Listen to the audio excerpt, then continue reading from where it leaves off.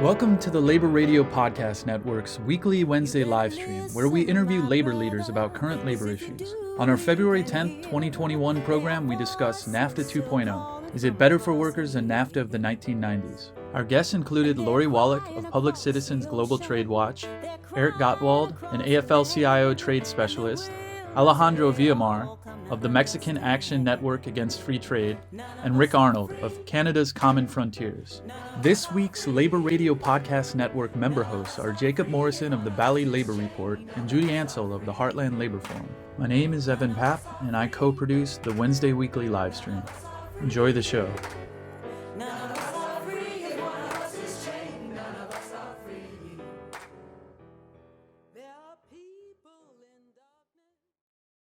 All right. Welcome, everybody, to the Labor Radio Podcast Network's weekly Wednesday live stream, where we interview labor leaders about current labor issues. My name is Jacob Morrison. I have a union talk radio show here in Alabama on 92.5 WVNN. You can also find us on YouTube and Facebook, all the social media, everything like that, at the Valley Labor Report, where my co-host and I talk to Alabamians about labor issues. My co-host today is Judy Ancel. Judy? Hi, Jacob, and hi, everybody. I am in Kansas City, where I produce the Heartland Labor Forum, a labor radio show that's been on the air going on 32 years. We started April Fool's Day, 1989. I don't know who the fools were, but I'm happy to be here. And we are supported by many of the local unions in Kansas City. What Judy and I decided to talk about was NAFTA and the USMCA. In July of 2020, the U.S.-Mexico-Canada Agreement, or USMCA, was put into force ostensibly as a kept promise, right, from President Trump's 2016 campaign. The USMCA is a renegotiation of the North American Free Trade Agreement, which was shepherded by Bill Clinton in the 90s. But since the USMCA's passage, there has been just very, very little discussion of it.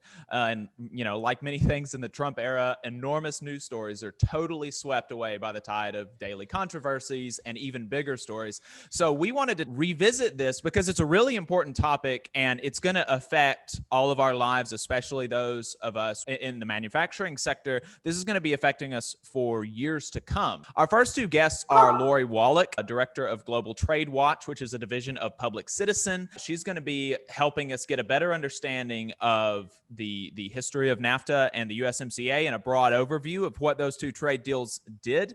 And we're going to be talking to Eric Gottwald. He's a trade specialist with the AFL-CIO. He's going to be digging more into some of the labor aspects. So, Lori, we're going to go to you first. Can you tell us about the trade environment before NAFTA? Well, thank you for inviting me.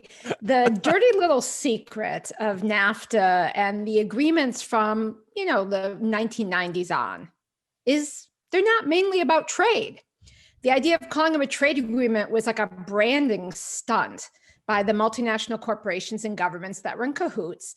The better way to kind of think about them is some kind of delivery mechanism for a whole smorgasbord of corporate rights and protections, and then serving up handcuffs on governments at the federal, state, and local level with respect to all kinds of stuff behind the borders that has nothing to do with trade. From things like food safety inspections, the way states decide to spend their state procurement money. Are they going to spend it locally? Are they going to have prevailing wage laws and other conditions? Things like food safety standards. And then, some of the corporate rights were things that are actually antithetical to so-called free trade. So, classic monopoly protections for big pharma to be able to charge whatever the hell they wanted on medicines and undermine access. So that whole stew of sort of corporate protectionism and limits on government regulation, kind of like a whole corporate smorgasbord of, what a lot of people at that point were calling the neoliberal agenda or the Washington consensus, this one size fits all, largely not trade policies, but there was some trade stuff in there that made the world happier, more profitable for big companies, and really stuck it to workers and consumers in all the countries involved. So just for instance, you asked what the hell was the thing that led to all of that offshoring? Well, the NAFTA includes investor protections that literally made it cheaper and a lot less risky for US corporations to offshore their production.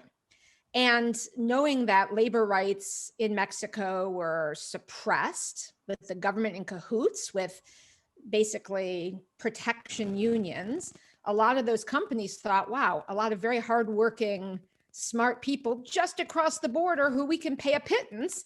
And with these investor rights, there's no risk that might be typically associated with offshoring production to a developing country. Foreign investors had special NAFTA, what are called investor state rights, to attack in secret tribunals and get cash out of us taxpayers if a government dares to put into place a protection for consumers or workers or the environment. The consumer groups and the enviros and the labor groups and the family, farm, and faith groups who opposed it in all three countries, we were all considered protectionists and backwards. And in fact, 25 years in NAFTA, and it proved we were right. 1 million US jobs are officially certified by the government under a program that's quite narrow, what it even includes as being offshored under NAFTA. 2 million campesino farmers from Mexico displaced off their lands because NAFTA, corporate power grab, guaranteed new rights for foreigners to own Mexican farmland, basically undoing the land reforms of the Mexican Revolution. And $400 million are paid out to corporations doing those investor attacks over tax expands and timber policies and energy policies and water policies that were pro-people and pro-planet. And in the course of all of that, with no real union rights in Mexico, all that investment came in, but real wages in Mexico in manufacturing are now 40% lower than in China. They're lower than they were in real terms, inflation controlled, than before NAFTA. So the corporations got what they wanted and we all got the shaft. So what did the USMCA change about NAFTA? So there is the good, the bad, and the not done. The good news is those investor rights got largely whacked, totally whacked with Canada, limited greatly with Mexico. So those attacks in the corporate tribunals are largely going to be a thing of the past. The outsourcing incentives in the investor section also got largely removed. There were some really outrageous environmental rules, like the Canadians, you're going to speak with the Canadian in the second section. The Canadians were very upset about rules that forced the government to continue exporting natural resources if exports were ever started. So if you wanted to save water, and if you wanted to not have tar sands oils being exported, once you started, you couldn't stop the spigot. It was called proportionality. And so the mandatory exports of natural resources language was taken out. Some significantly improved labor standards and enforcement were added that could make a difference if it's enforced. The environmental standards were improved a little, but not, a lot of stuff got left out, and there is no special enforcement gains there. On the job side, what are called the rules of origin were tightened up. So the way NAFTA was originally written, products could be from outside of NAFTA, outside of the Canada, US, Mexico group, and could still get the NAFTA benefits, like they could be mainly a value from China, and they could get in. And if you want to have higher labor and environmental standards, you don't want leakage like that, because then the companies that do the right thing end up having to compete with goods made in China or someplace else not under those rules. So the rules of origin getting fixed were important. And there were some other things like a sunset review that were half done. The bad news is they added some additional new bad stuff, including some new rights for the big tech giants. It's a chapter called Digital Trade. It's another of those branding stunts. It's not about trade. It limits regulation for privacy, for the big platforms' liability, like when Amazon or someone sells you something, they say you can't sue them if it burns down your house or hurts you because they consider it a free speech protection. So some of those crazy big tech and monopoly rules related to that ended up getting added. And some of it you can't fix unless you fix WTO as well as NAFTA. But it sure as hell was a step in the right direction. And I see it as like the new floor from which we need to advocate. So that bad stuff that came out can never be in another agreement. And then we need to build on the good stuff. And the garbage that's still in there still needs to be taken out. Right. Well, Eric, she mentioned that about the labor protections in Mexico, and that's a good place to loop you in on, because that was one of the things that I remember being trumpeted about, was that this adds some kind of labor protections in Mexico, and you mentioned there's been an independent review after the USMCA was passed. What were specifically those labor protections, and to what extent have they been enforced so far? Good question. I think a couple pretty significant things happened on labor under USMCA. The first is that the agreement required Mexico to engage or pass a very deep fundamental reform of its labor laws. If they are implemented and enforced, will allow Mexican workers to organize independent trade unions that are actually capable of bargaining with employers. So we have, I think, a much stronger set of rules, a much stronger monitoring enforcement mechanism than we had under NAFTA. And that is it's like night and day. I mean, that's clear.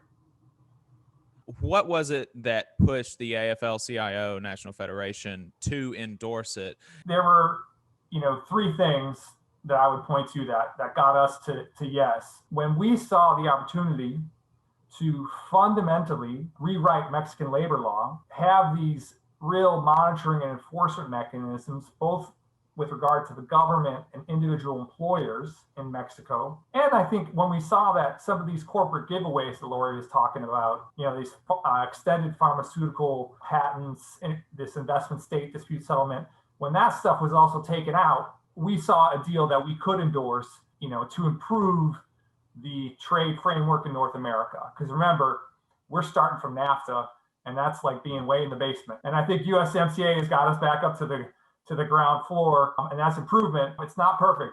It is far from perfect, but it is now the new floor for us. Any trade deal that the U.S. negotiates now has got to be at least as good as what we got on labor with USMCA. Thanks so much. That was great. So with that, we're going to be talking to Alejandro from Mexico and Rick from Canada to dig in some more to the USMCA. I'm Judy Ancel, and my show is the Heartland Labor Forum in Kansas City. And I have been an international trade activist since NAFTA was passed in 1993. I took my first trip to the border in 1994 and met maquila workers and joined an organization that would help organize maquila workers. It was a U.S., Canada, Mexico organization called the Coalition for Justice in the Maquiladoras. It was founded by the AFL-CIO, as a matter of fact. One of the things I learned as I learned about the conditions was that NAFTA made Mexico safe for multinational corporations to invest. That was its prime purpose. And the other thing I learned was that only international labor solidarity was going to be able to raise the standards for all of us in North America. So in this program, I wanted to talk about international labor solidarity and talk about how our labor movements and progressive people from our three countries can benefit from the USMCA if we can, and how we can proceed to build that solidarity in the future. Our guests are Rick Arnold, who's been fighting free trade longer than I have, I think. He retired as executive director of Common Frontiers, a national coalition of labor, faith, and social justice organizations focused on the Americas. He joins us from Northumberland County, Ontario. Welcome to the show, Rick. Thank you, Judy. And I met Alejandro Villamar during struggles to support maquila workers in the 1990s. He was a founding member of the Mexican Action Network on Free Trade, and although he's now retired, as a researcher, trade union leader, and advisor on related issues. Both Alejandro and Rick are activists searching for alternative policies to neoliberalism. Alejandro joins us from Mexico City, and welcome, Alejandro. Thank you, Judy. I'm glad to be here. And well, it's great to have you. Can each of you give us a brief overview of the benefits or losses that resulted in your countries from NAFTA and what unions wanted to get fixed in the renegotiation? I'm going to start with you, Rick. Let me take us all back for a moment to the early 90s, where the current or the previous NAFTA was being negotiated. The Prime Minister of Canada at that time, Brian Mulroney, talking to particularly the Canadian workforce, promised, and I think this is probably an echo of what was happening in Mexico too, he promised jobs, jobs, jobs, full-time, well-paying jobs will increase after we sign this agreement. That was his mantra. So what actually happened in the subsequent years? Well, between 94 and let's say 2000, the job numbers didn't vary greatly. They sort of stagnated. But as of the year 2000, between 2000 and 2017, Canada lost 540,000 manufacturing jobs. You have to multiply this by a factor of at least 10 if you understand what it would mean in the US context. Canada's GDP, gross domestic product, grew at a slower pace in the 25 years after the first NAFTA than in the 25 years before NAFTA. According to Unifor, which is the union that represents the auto workers in Canada, 9 out of 11 plants that were built in Mexico during NAFTA 1 were 9 out of 11 were built in Mexico. So what we have seen, and when you look behind the statistics, we're seeing in Canada over the last 25 years the hollowing out of full-time unionized employment, and it's been shifting quite quickly over the last number of years to part-time, poorly paid, precarious jobs. That's the scenario that we face as we now, as of July 1st, with the ratification of what we're calling, I guess, the NAFTA 2.0, we tend to call it here. That's what we're facing now as that starts to go into implementation. Mexican workers in Matamoros looked at, I guess, both the labor law reform and the fact that AMLO increased their minimum wages by a significant amount. I mean, keep in mind the fact that the wages in Mexico along the border, despite the great productivity of the maquiladoras, wages had been absolutely stagnant since 1993 when NAFTA was passed.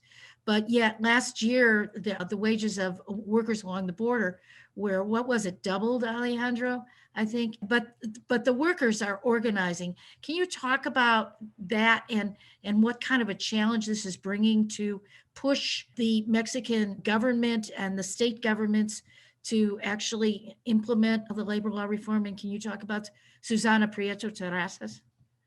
Susana Prieto Terrazas is the labor lawyer, which play an incredible role during the successful strikes in the border.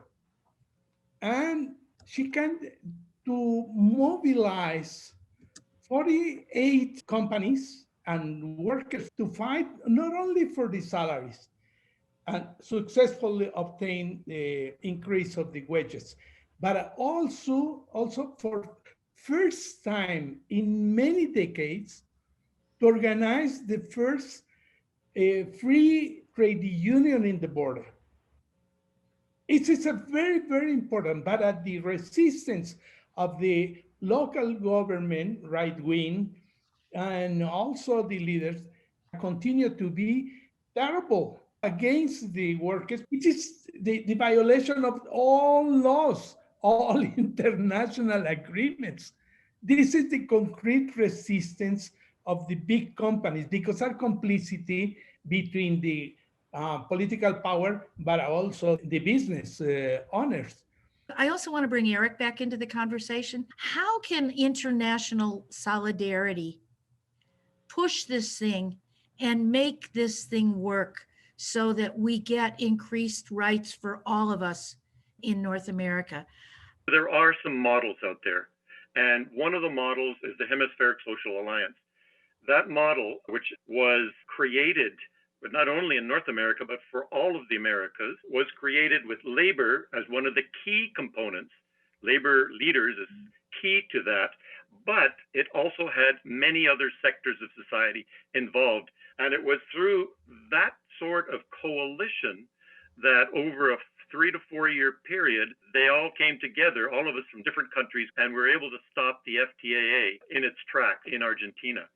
And so I would suggest that one of the models we should look for in terms of labor solidarity in the three countries of North America is, one, they have to be able to talk to each other, but also the need to have the backing of significant other sectors of society, with labor and other sectors pulling together, and with more consequential intervention in the economy by the governments, which is what NAFTA has tried to stop traditionally. I think that's going to be one of the way forwards.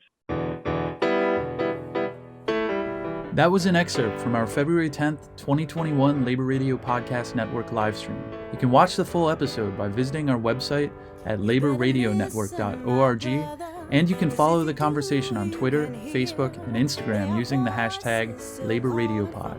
The Labor Radio Podcast Network livestream is co-produced with Chris Garlock. My name is Evan Papp, and I'm the executive producer, engineer, and editor of the livestream, and I host Empathy Media Lab's podcast on labor, political economy, art, and culture, and we're a proud member of the Labor Radio Podcast Network, which has grown to over 80 shows in 5 countries and serves as a one-stop shop for audiences looking for labor content, and as a resource for labor broadcasters, podcasters, and content producers. Our social media guru is Harold Phillips of Working to Live in Southwest Washington. And remember, we all play a role in this working class struggle. Union solidarity forever.